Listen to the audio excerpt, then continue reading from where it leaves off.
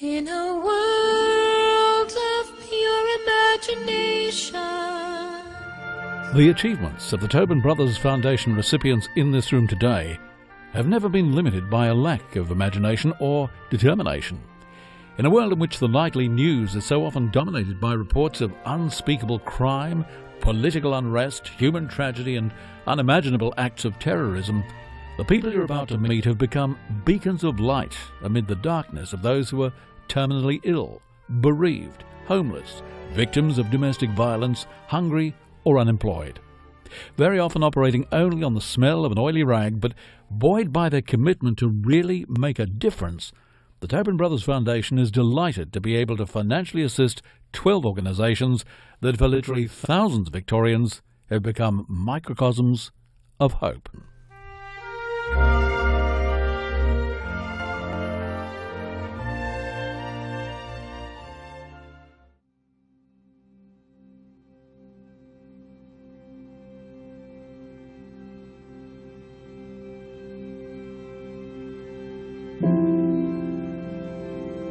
Morning routines, he will remove all the mucus, he will do a nose nebulizer, sinus nebulizer, do huffing, we do coughing, we might do some jumping, then we do another 10 of these. Here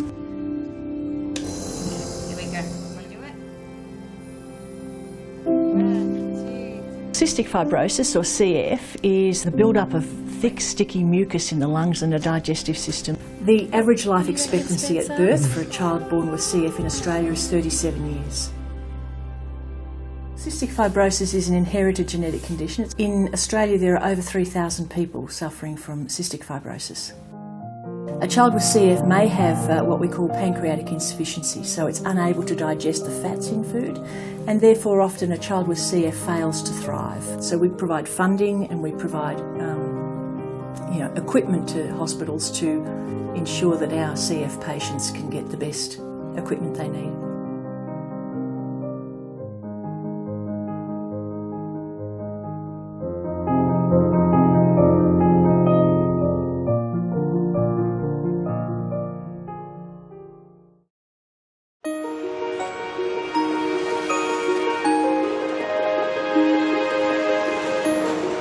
The Youth Transitions Program is a really big endeavour for the Brotherhood of St Lawrence. We want to work with as many young people as we possibly can. We work from a perspective where we believe that all young people have talent, no matter what their situation might be, no matter what they might have gone through. And it's that talent that once they've identified it in themselves and once they've built certain skills, they can use to find their dream job and really identify their aspirations and go on to thrive in a fantastic opportunity for them. When a young person walks through the door of one of our services, it's a disarming conversation for many of them. So many have been dealing with Centrelink or they've been service connected in other realms. When they come through the door of our service, the first question they're asked is, what are you good at? And the second question they're asked is, when you were younger, what did you always want to be when you grow up? Because we want to get them in that hopeful mindset. To give you an example of a young man who will be a beneficiary of this funding, there's a young man called Reese, who we work with in Hastings, who's an incredibly talented young man who has a dream of being a plumber, but just wasn't really sure where that aptitude would fit in the world of work. Now, we've found a plumber in the local area who's going to give Reese his first opportunity. He just loves Reese, he met him, but he needs to do his pre-apprenticeship first. So this scholarship will give him the ability to be able to do that pre-apprenticeship, buy his tools and really get prepared to step through the door into his first job as a plumber.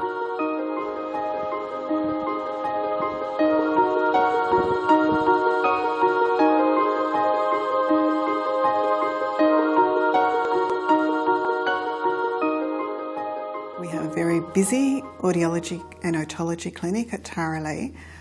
We have 8 audiologists working here currently, and we see about 6,000 children in the course of a year.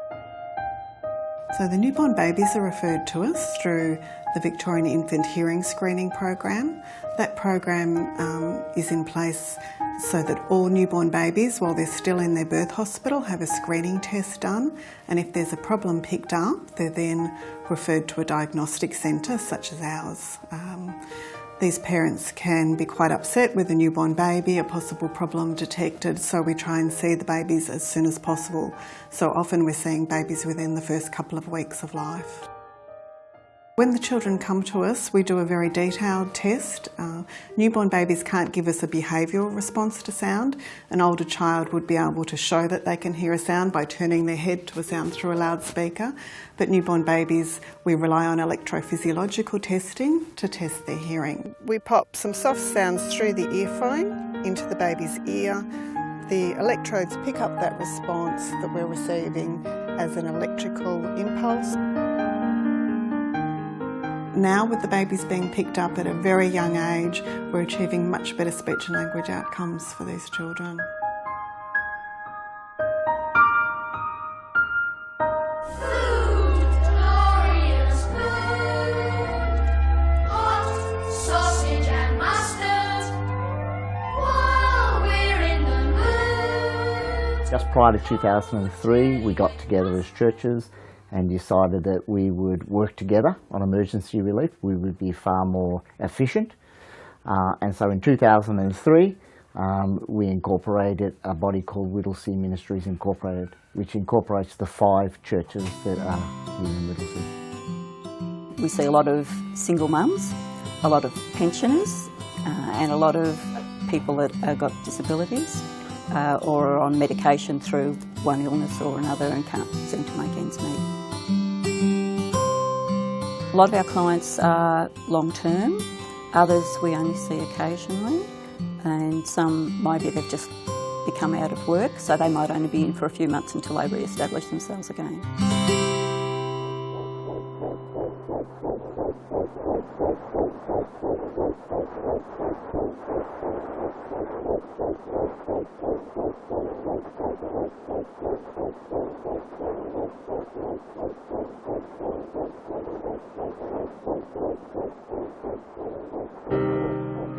We lost our son in February this year, and without your cuddle cot we wouldn't have had 4 days with him.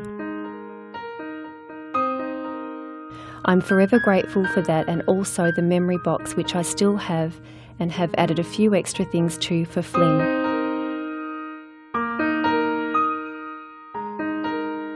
A cuddle cot is a cooling device that circulates water through a mat that ultimately cools the core temperature of a stillborn baby or a baby that's passed soon after birth. It eliminates the process that families don't need to say goodbye to their babies and have them at the mortuary. After I had a placenta abruption in 2013 with Americus, I was Googling and come across the cuddle cot from a family in the UK that had used one for 7 days with their baby. It was very important to Ben and I when Americus passed. Obviously, the hospital that she passed at didn't have a cuddle cot, so our time was very limited. We needed to be able to say, you know, goodbye and hello a number of times, which was very hard. We have 4 other children that was also a part of this process, and it was very hard to go to the mortuary to see our child, and we wanted to eliminate that separation. We wanted parents to be able to grieve in the comfort of their own home, and we wanted them to have as much time as possible with their babies and not have that decision made for them. I remember when we lost Americus, we were offered to have photos, and Ben said no at first because obviously it's too hard. And I'd said to Ben, look, I'm going to go and have photos. If you don't want to, that's fine. But just remember that you can put these photos away. You don't need to look at them. But if you don't have them, you can't go back and get them. So it was something that we needed to have. So within that, we then started thinking about memory creation. So we now donate memory boxes as well.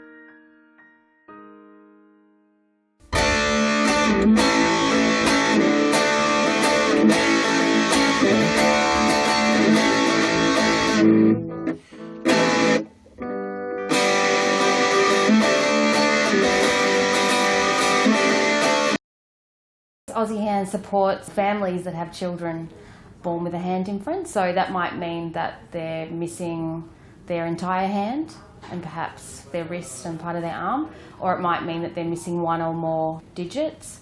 There also are children who have lost their hand through cancer or an accident, so we support those children as well.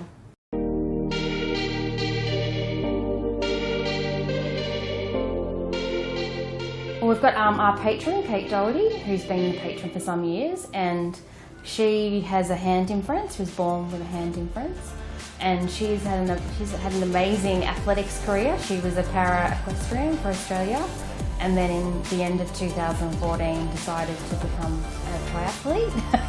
And has done amazingly well, like represented Australia at the Paralympics last year. One of our things is to get her to come and speak about her experience of growing up to the parents, answer the questions of how she thinks to best respond to bullying, what her experience of school was. Just generally, I think the parents really like to be able to meet someone achieving.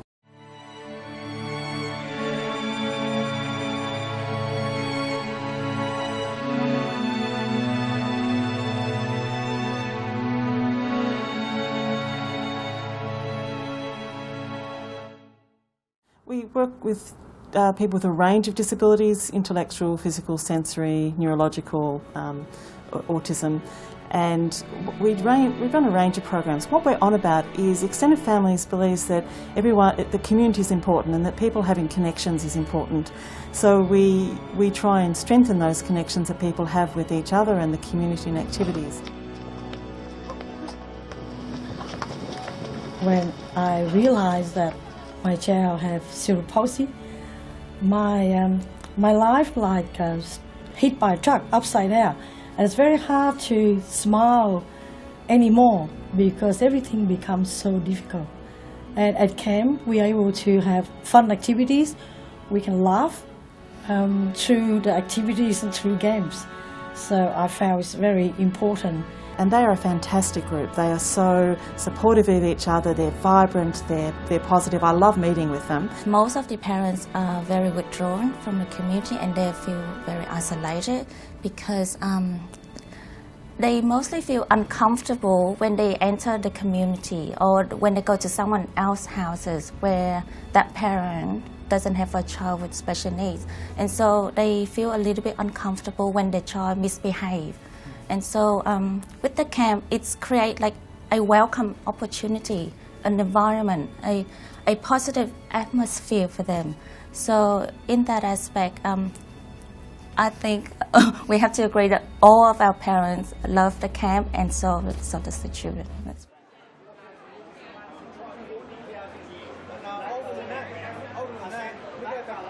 We're in Flinders Street on Wednesday and Friday nights giving tea and coffee to homeless people. You don't have all the support networks that you would normally have if you lived in a family home or in a stable, environment. So they might have accommodation, but they may have no control over that accommodation. There may be no, future for them in that accommodation. It could be dangerous accommodation. And so the state of homelessness is that they really don't have that, that sense of safety and comfort that we get when we go home. So when we started, it was youth outreaching to young people, and it provides an opportunity for young people to be involved in volunteering with other people their age. And we get from them a lot of the time, they can afford a $1 coffee from 7-Eleven or they can afford a coffee from McDonald's, but they don't get that conversation or the community aspect that they get when they come to our van. It really is like a little family for them, and so that's what I think keeps them coming back, which is really nice for us to hear because it means that our whole model is working. On any given night in Melbourne, you can get a free, fairly decent meal. So they're not coming to us out of necessity for food or for drink, because they can get it elsewhere. Those services are trying to get as many people fed in a short amount of time, whereas we don't have to worry about that stress. We can just have a chat.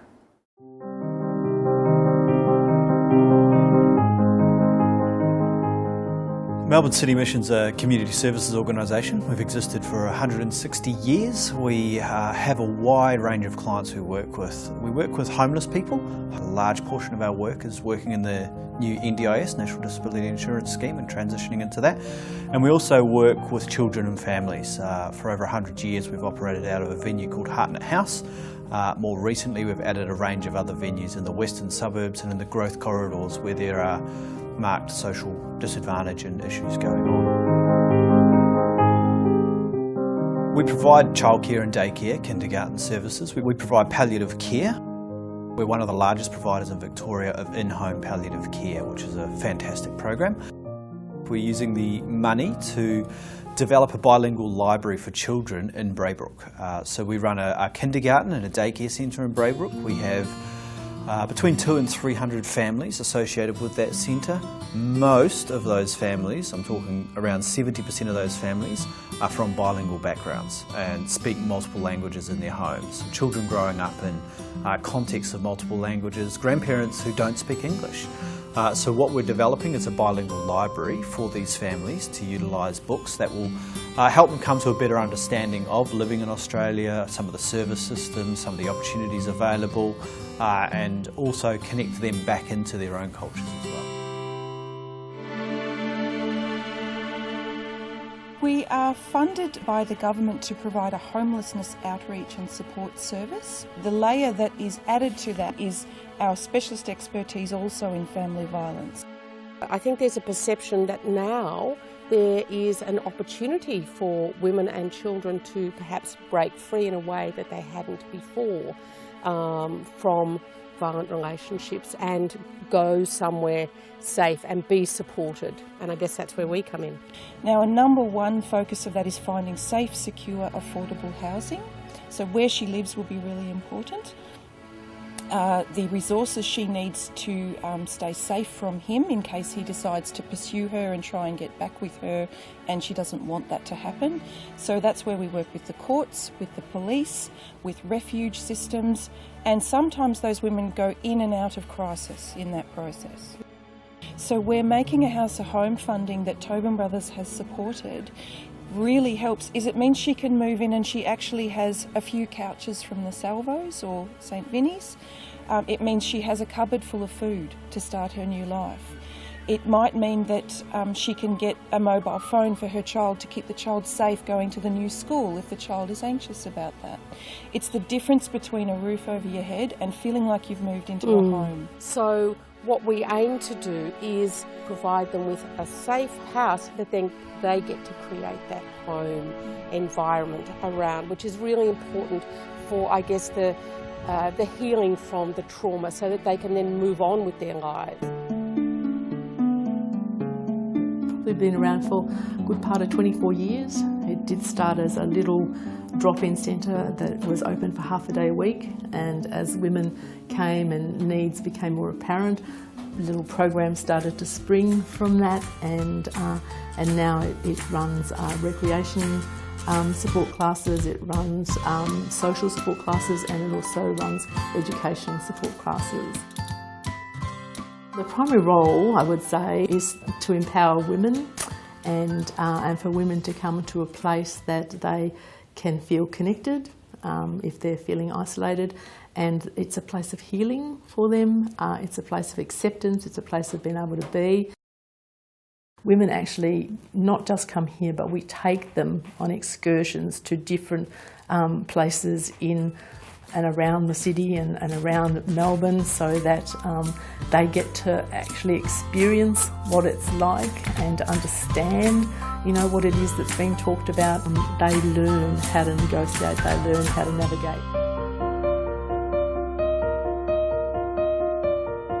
We provide care to a wide range of people in our community, people who have complex symptom issues and complex psychosocial issues and spiritual problems. We look after people with life-threatening conditions, so from metastatic cancer diagnoses right through to motor neurone disease. We look after babies right through to old people, so it traverses the entire life cycle.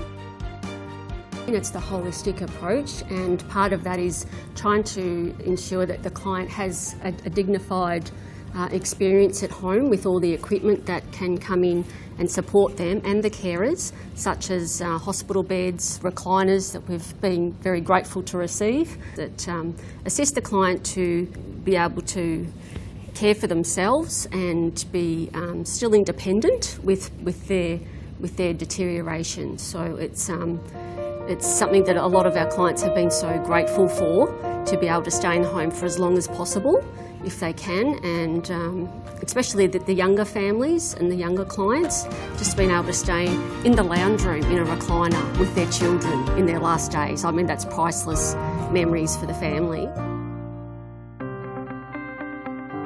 The Tobin Brothers grant is going to be of huge benefit to many of our young people.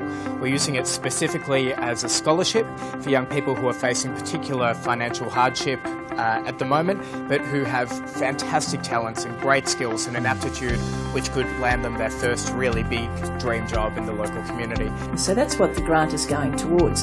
So it sounds like, well, you're buying fridges is not very interesting, but it's actually life-changing for people in the ward, in the hospital. They spend a lot of time in hospital, and they need somewhere to keep their high-protein drinks and their high-fat foods and their nutritional needs.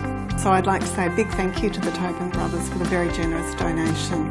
These electrodes that we use for testing the babies are $2.50 each, and we go through at least 4 of them each time we test a baby. At the moment we don't have any hot water, so we hope to set up that and a hand washing sink and another freezer. We take every donation to heart. It's very, very much appreciated by Ben and I and the foundation.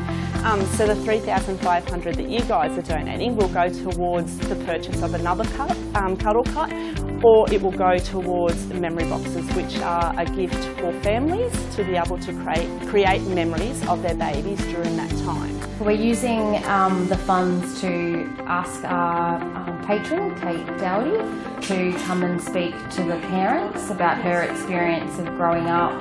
We sincerely thank you for Tobin Brothers Company, extended family organisation. You have to buy a lot of tea and coffee and Milo and sugar, so it will come in handy to help us restock the van for hopefully the rest of the year, and also pay off what we have spent for the Christmas Eve celebrations. Thank you, Tobin Brothers. Thank you for the grant. We're very appreciative. We're using the money to develop a bilingual library for children in Braybrook.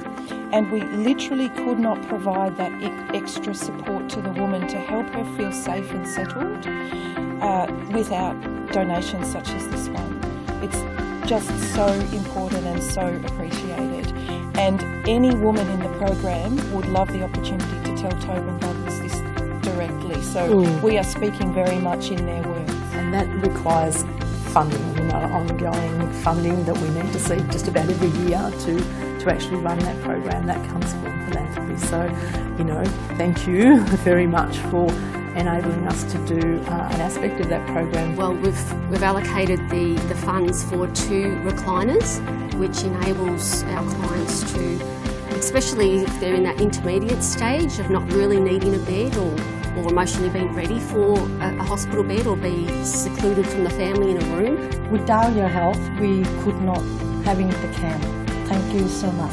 Thank you.